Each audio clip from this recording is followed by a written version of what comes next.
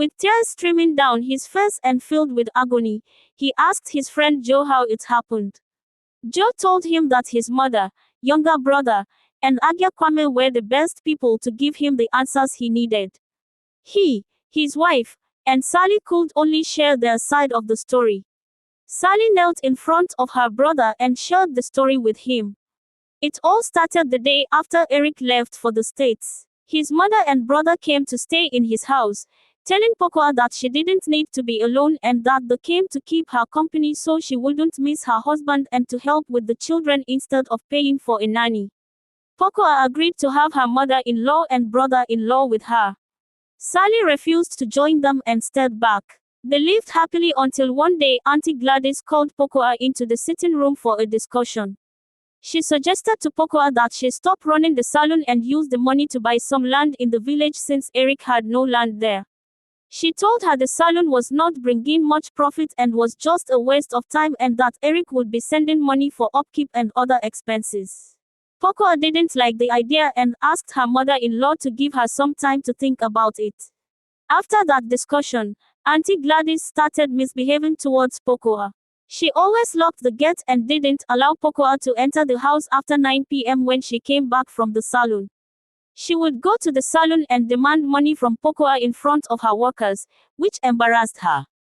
Pokoa didn't inform Eric because she didn't want to distract him from his work in the States. She wanted to handle the situation herself. Pokoa later sold the salon and gave the money to her mother-in-law for the land she had promised in the village. Months passed, and she hadn't received any land documents from Auntie Gladys. She questioned her several times, but she was given several excuses. She later discussed the issue with her parents, who advised her to give it time and that they would confront Auntie Gladys after some time. For several months, she stopped hearing from Eric and confronted Sally and Joe if they had heard from him. Sally explained that the last time she heard from her brother, he told her about the change in his contact information and promised to share the new contact but hadn't followed up. Sally later found out that her mom had the new contact for Eric but refused to share it with anyone. This worried Pokoa greatly. There were days when Auntie Gladys refused to pay little Kate and Junior's school fees even after Eric had sent money. Pokoa had to use her savings to settle the kids' arrears, bills at home, and other expenses.